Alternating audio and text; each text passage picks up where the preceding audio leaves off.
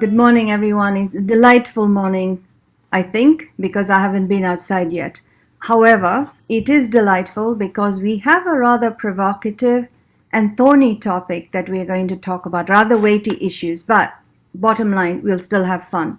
So let me introduce very briefly Professor Francesco Bolstad. He heads the Department of Clinical English at Nara University in Japan. He holds degrees in a wide range of fields spanning liberal arts and STEM subjects, has taught both content and language in classrooms of one kind or the other for over 23 years. His present role allows him to combine his background in biology and economics with his love for education and language.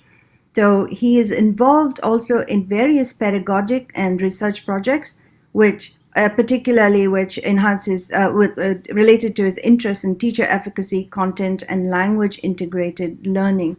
It has been a singular pleasure planning this session with him and arguing about cricket, world cricket. And so it's over to Francesco. Thank you very much. Thank you. So let me just share my screen and I can get into my slides here. Here we go. So how's that going? So I was really impressed to see that at the last of these online meetings that I was at, we had a traditional welcome. So to start off with, it's evening here in Japan where I am, and I'd like to say yokoso to everyone from Japan, welcome from Japan, and tinakoto, tinakoto, tinakoto koto, which is probably almost the first thing that I learned how to say in Maori, which is the actual language of the country I'm from, New Zealand. We have three languages in New Zealand. We have Maori, Te Reo Maori, we have English, and we have sign language.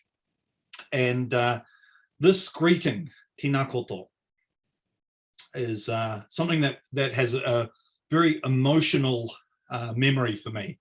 I learnt this as a child doing homeschooling with my parents and with my three step siblings, and I was terrible at language.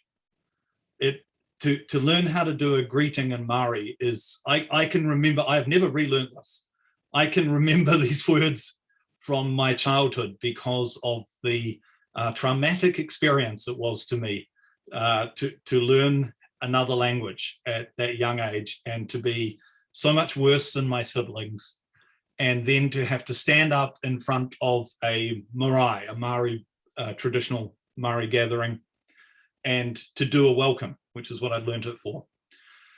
And I tell this story because language and culture is a truly different area of education. It's really at the core of what it means to be yourself.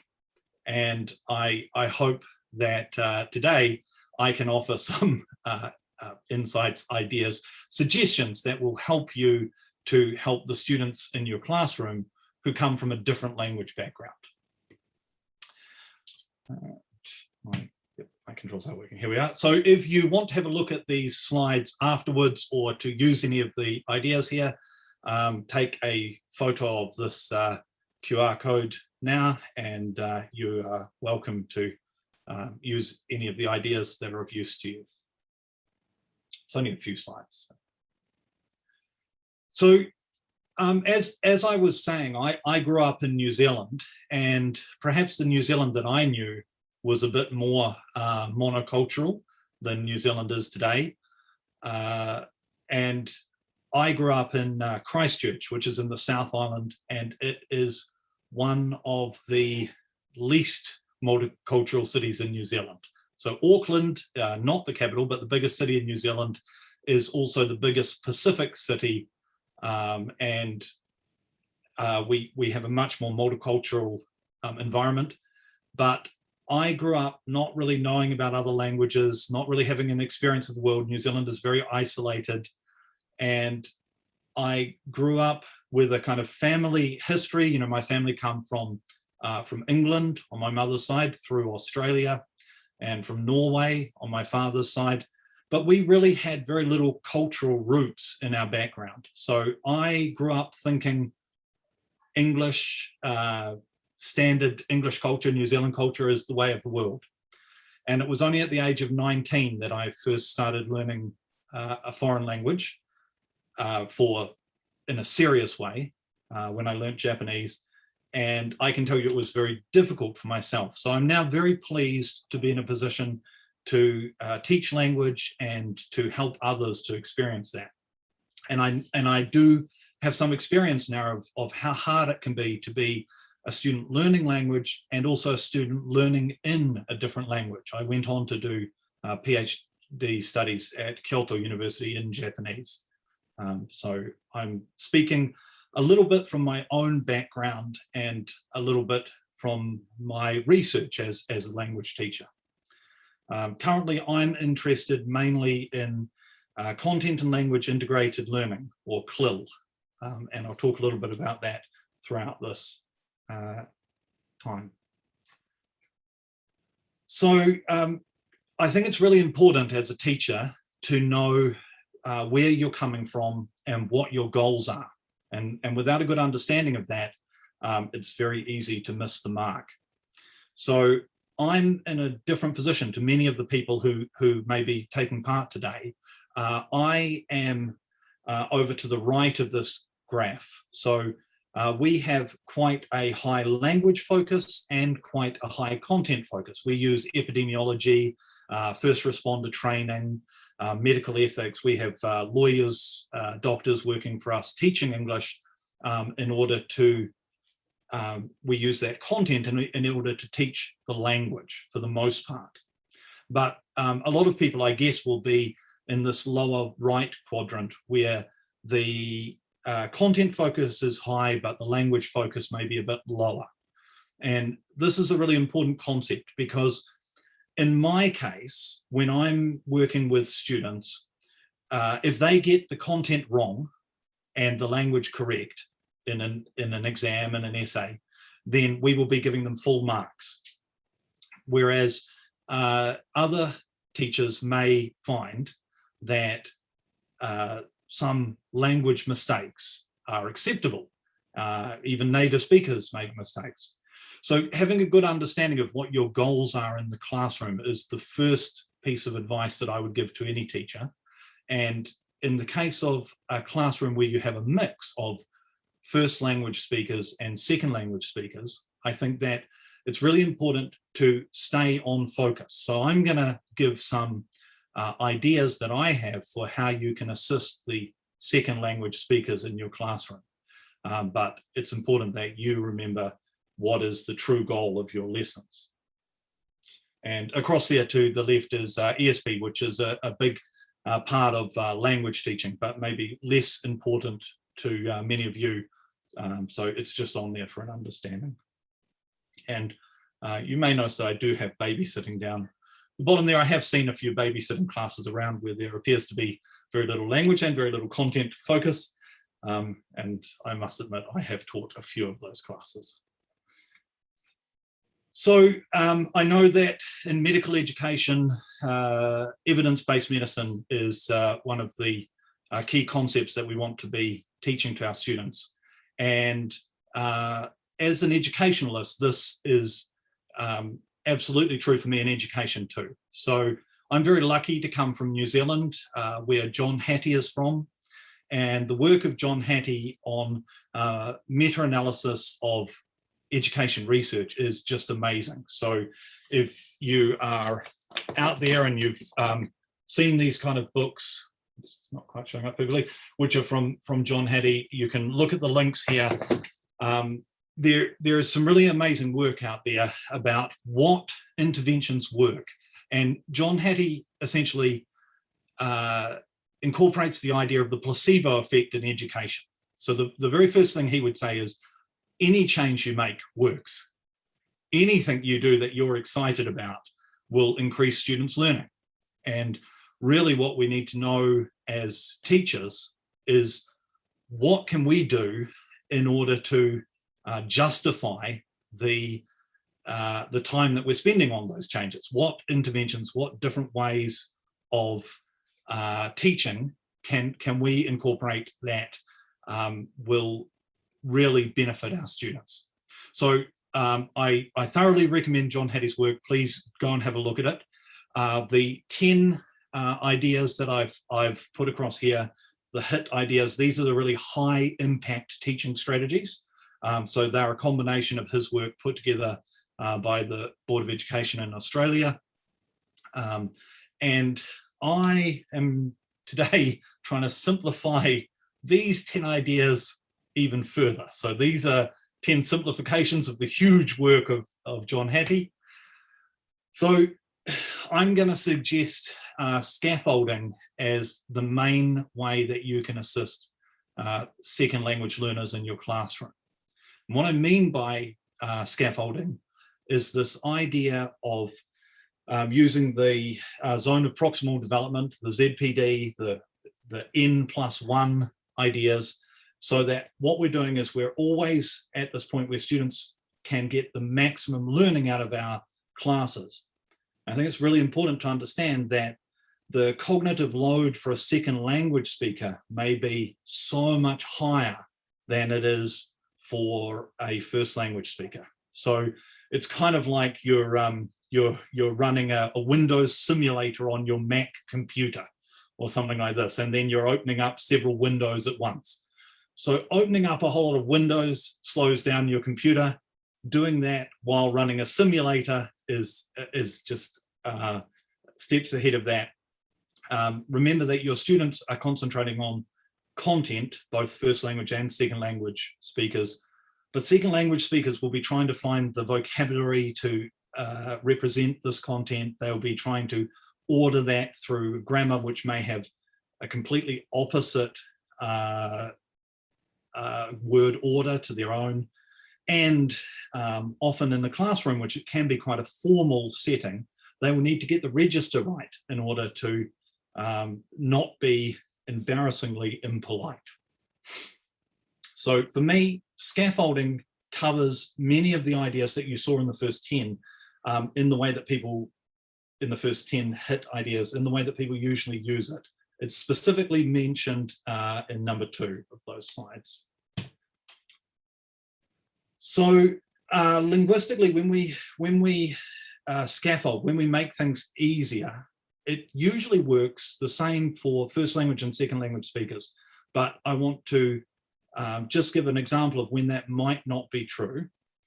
Often with first language speakers, when I'm using complex concepts, I like to introduce those concepts using the kind of popular science books, the works that you have of Steven Pinker on critical thinking, or of Ben Goldacre for epidemiology.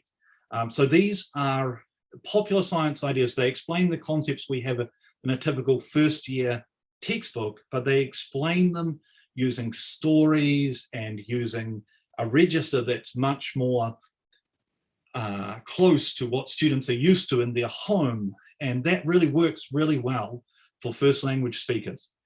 It can be incredibly confusing for a second language speaker.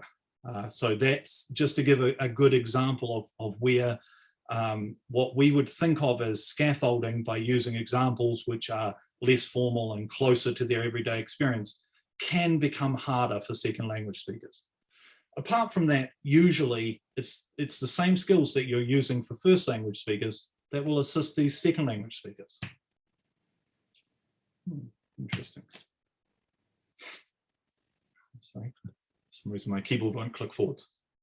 So when you are doing your scaffolding for second language speakers, one of the key questions that I would ask is, do I need to scaffold language, or is there a cultural difference going on here? Maybe you need to scaffold the cultural difference, but maybe that's interfering with your communication, and actually you need to think about that first. So often second language speakers will take time to answer questions.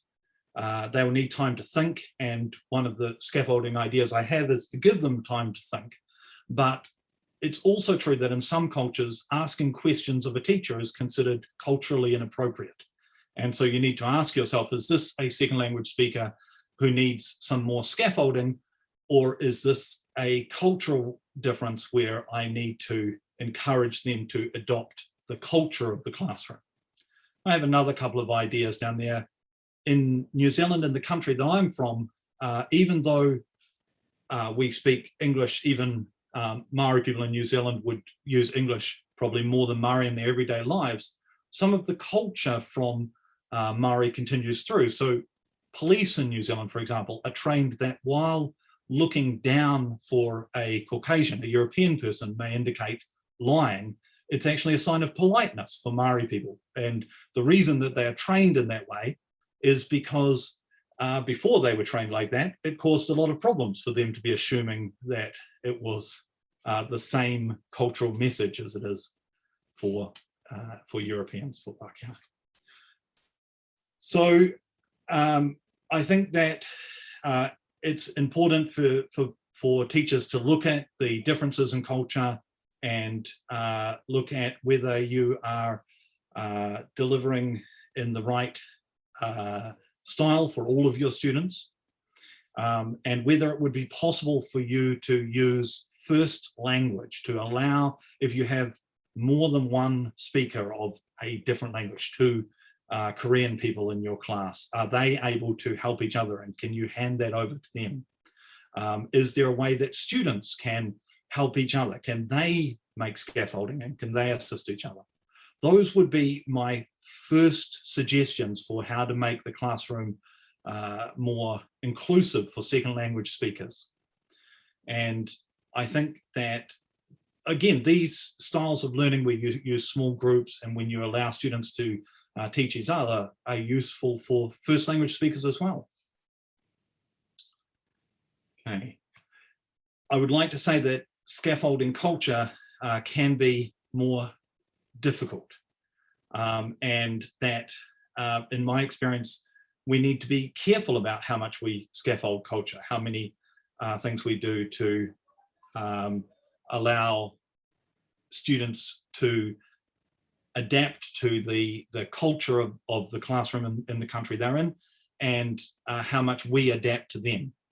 So I think that cultural sensitivity is really, really important. And I would like to add to that I think that student agency is just as important. And so while I often scaffold culture and scaffold language to assist students to take part in classes, it's always with the intention of allowing them to get to a point where they can control their own learning and where they have agency. I think that it's important to communicate with your students, and especially when you're scaffolding culture or doing interventions to help students for that. I think that in the same way that we look at paternalism and patient choice and informed consent when we're teaching medicine, there is a kind of element of this. We need to make sure that we are not imposing our view of foreign cultures onto our students. So this is just a quick warning to say that sometimes things that we think are linguistic may in fact be cultural, and that can be a bit more tricky, and we need to look into that.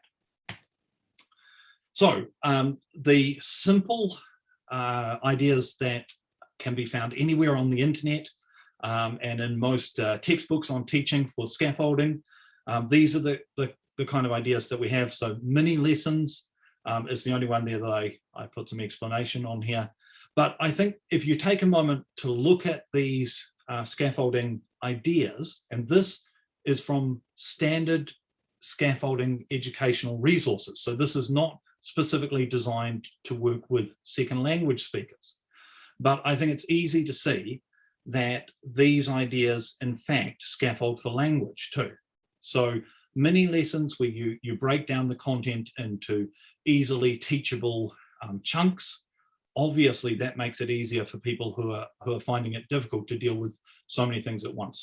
Demonstrations, obviously, this gives support to people who are having language difficulty. if you're able to show them what you're talking about. Explaining content in different ways allows them to understand different words, different ways of saying things. Divide up tasks into smaller steps. So once again, we're reducing cognitive load. This is the key ideas here, to allow students who may already be dealing with so many different tasks in their mind to do with language, to have more time and stay within their ZPD. Slow down. This is one of the best bits of advice I can give for almost any teacher. Give your students time to think and time to go through it. Use visual aids. Again, this is from a standard list of ideas for scaffolding your classes for first language speakers. And what we see here is that actually, when we're scaffolding learning, we tend to be scaffolding language. We're making it easier for people to understand our message. So that is not by any means an exhaustive list of the ideas there, but I think that it's a useful series of ideas. I can see that my controls have changed over. Finally, my bonus suggestion for scaffolding is to give people time to think. And this is the most useful technique that I think you can use if you have foreign language speakers in your classroom, is to go out and to allow them to write down some of their ideas, maybe to check their ideas with another student. I just want to say once again, remember I started off this with a story of a sentence that I learned in Maori maybe 38 years ago that has stuck with me for the last 38 years because of the incredible emotional attachment, the stress that I had for it, and just how hard it can be to communicate in a second language. So I think I have spoken enough, and I don't think that the content that I'm putting out there will be new to the people in this group. I'm trying to consolidate it into a quick set of slides, and then to invite people to use those ideas as a focus and to think about their own teaching context and how they can apply these ideas or other ideas that they might have. So I have two focused questions, and I think we are able to break people into groups to have a discussion of these questions. That's right, Francesco. Because we are 17 in total and 16 without you, we thought we might do 3 groups. And with group 1 taking on question 1, and groups 2 and 3 taking on questions 2, if that's okay. Thank you.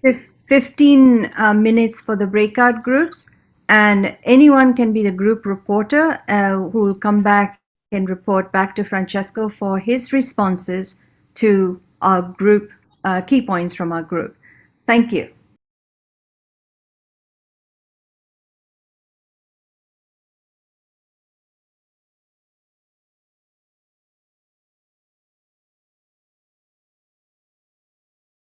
So, Francesco, are you ready for some provocative report backs?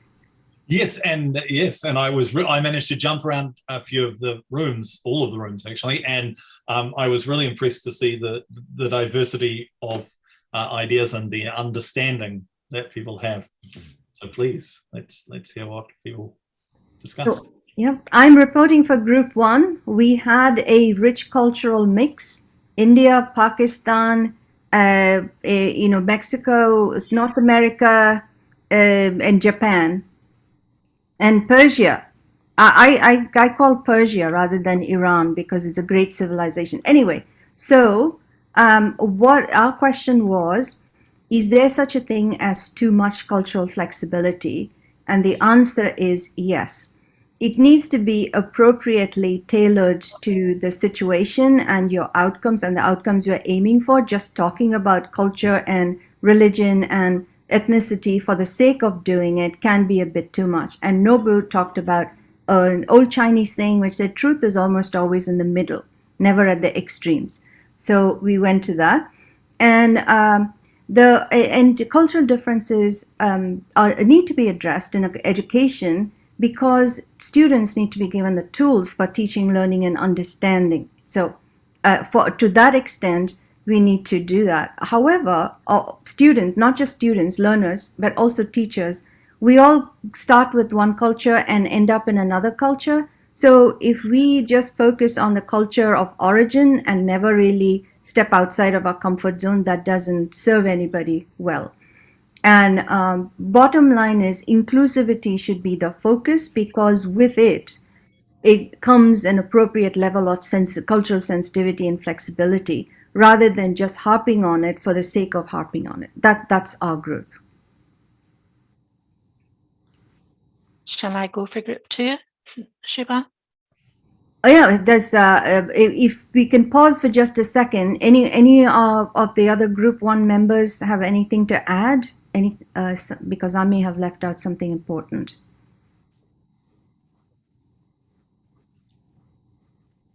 Pin drop silence is what I think I'll add, Subha. I think your group, I mean, I resonate with what your group was saying, which is we live kind of in that gray world of trying to find the balance of respecting other cultures, but kind of sharing still a common movement forward, right? And so how do you not get too far astray on the left or right of that? It's really a balance that we're always seeking, right? Oh yes, and Nobuban, he's professor of medical education in Japan as well, and he pointed out another thing, that we do have to live up to some global standards, which will bring in the right amount of cultural sensitivity and conversations. But because we are the only group that talked about this particular question, Francesco, would you like to respond, give your responses, and then we can move to 2 and 3, if that's okay. Sure, thank you, Subha. So I think that those are, I dropped into the group and I was really impressed by the level of understanding. I work in a country that is both very monolingual and monocultural here in Japan.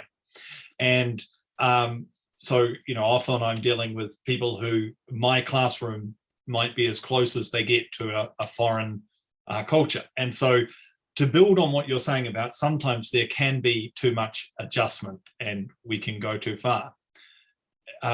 In the context that I'm in, where I'm trying to teach English language and English culture in Japan, an interesting thing happens where sometimes students find the culture that I try to create in the classroom to be a culture that they find difficult, even though we're in an English classroom. And I have a very relaxed culture.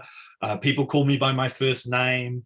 I sit on the desk, and so one of the big things that I have to do, and I think you might get some comments about this from the other groups, is that I have to both try to build that culture, but then I also, more importantly to me, there's a meta aspect, which is I have to build a space for students, a safe space for students to be able to question my actions. And I think that needs to be really important, that everybody, the key thing for me is that rather than just trying to sort of paternalistically adjust to someone's culture or someone's language, actually we create agency where students stand up for their own safety and their own learning. Yeah. Thank you. Susan, you are group 2, right? Yeah. So I'm hopefully speaking for Elizabeth, Margot, Patrick, Susan, another Susan, and Francesco came in at the end. I think I'm sure my colleagues will add if I've missed anything, but I think essentially what we were thinking is that if we do good teaching, then we will go a long way towards addressing the issues. And so we talked about getting to know students, the importance of that, ideally working in small groups and creating a safe environment where any student, but especially students from a different cultural background, can feel comfortable raising issues. We talked about using techniques like speaking slowly, giving slides and transcripts. We talked about providing handouts for the slides. And I think it was Elizabeth who made the point that we really need to learn that it doesn't matter if they have all of these additional resources, because as long as they're learning, it doesn't have to be that they listen to us and learn from us necessarily. We talked about the fact that when you're using videos or Zoom, you can provide transcripts too. And Margot was talking about how she narrates everything now almost as a matter of course. And one of the things I feel myself is that I aim for less is more, and not to put too much in slides. And towards the end, I was asking people about the issue of how they deal with students from some cultures are less comfortable with the idea that you can critique the teacher and critique the literature. And Susan was coming in quite strongly there with, I think she is a librarian at this institution. Is that right, Susan? And we just got into the topic of plagiarism towards the end. So perhaps one of my colleagues would like to chip in if I've missed anything. You did a very good job. Thank you.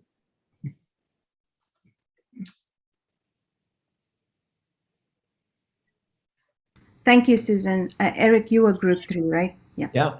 Okay. I want to lead. I'm going to lead just first with kind of a reflection, a little bit of a tangent we got off on a little, but I just think it's, for me at least, it's a fascinating reflection. And it's to share this kind of mirror back that we were finding as we discussed this topic of teaching a second language as part of a medical education curriculum. And it goes something like this. Obviously, to our dismay, in North America, we really don't have another language course as part of our medical curriculum. It's in English. In Francesco, it's a designated course within your medical school training that students have to take. Then Ping and Vinicius and I were talking, Ping in Hong Kong, Vinicius in Brazil. And I was asking Vinicius how English is taught. And basically for both of those medical education worlds, English as a language is a prerequisite kind of to enter medical school. But then Vinicius was saying, there's a strong supporter tutoring system if you feel you need English learning available to you, but not a separate course. So if you will, you can ask and it will be given as a teaching standard. But then the other permutation was that, I believe, if I get this right, in Brazil, it's medical schools taught in Portuguese. But Ping was saying in Hong Kong, it was taught with really an English language. Everything was taught with an English language.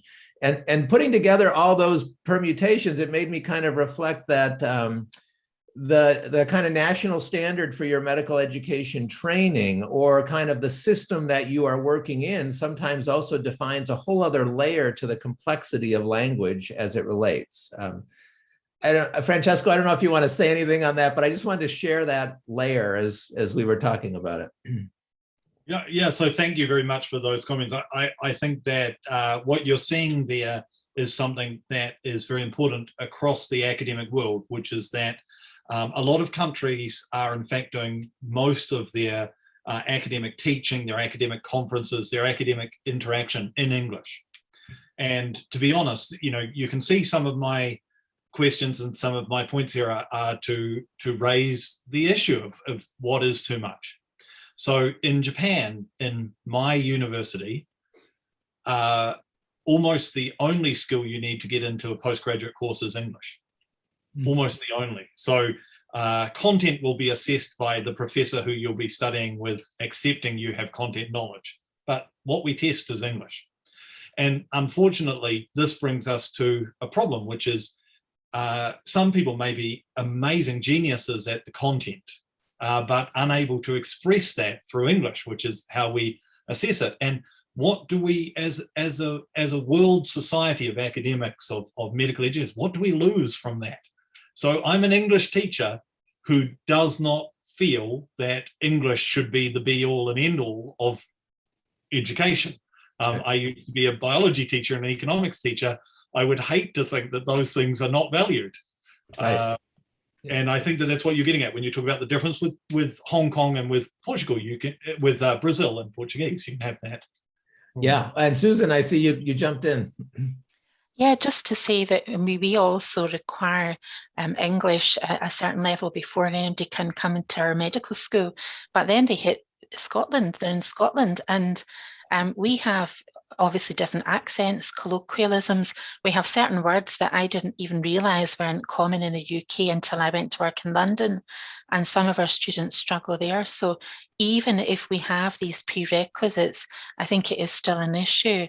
How we are inclusive, and especially how we help students when they go out into the clinical attachments, because when they meet a lot of the patients, they really do hear all sorts of accents. Good point. Annabelle.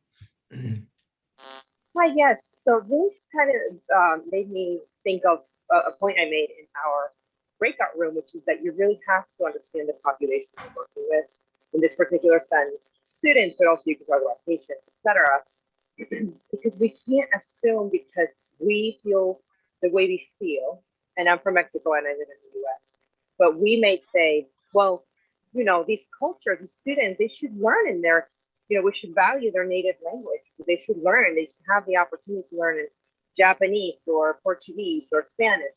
But it reminds me of when I used to live in the Ecuadorian Amazon and I was working with in the intercultural bilingual education system, there were students who were taught in Quechua and Spanish. And I remember talking to some of the parents and I said, oh, this is great. You know, aren't you so happy that your children get to learn Quechua in school? And they actually said, we'd rather they learn English because we teach them Quechua at home. And if they learn English in school, they can have better grades. And so that's not to say that everyone feels the same way, but just to highlight a nuance that we can't assume. We understand the needs of the population. We have to ask them, and we have to work with them to get a sense of what their paradigm is and, you know, their background and their own needs, the way they see them. Excellent point, Annabelle. So it gives me great displeasure that I'm the person who needs to bring things to a close here, but I shall do that anyway, although we'll end with some fun and we'll stay back a little bit for people to, if you have the time, you can chat. So here are my take-home messages. And scaffolding is the cornerstone of constructivism as an educational paradigm. So learning from the learners, that should be one of the things, or allowing learners or providing them agency to construct their knowledge. So cultural intelligence is essential for today's educators. And we talked about, you know, not leaning too much one way or the other, but it's actually cultural intelligence. And for those of you who want to read more about this, there's quite a lot of literature, especially in the business literature. So one other thing, I think I love this, harnessing the power of silence in your teaching. I know a lot of people jump to fill in gaps in conversation, but the silence allows people to, especially if this is not their first language, speak slowly, but give quiet time. I told someone recently, my brain needs some quiet time. Just stop jabbering for a second. I said that because I was a little annoyed, but this was in a social or unsociable context.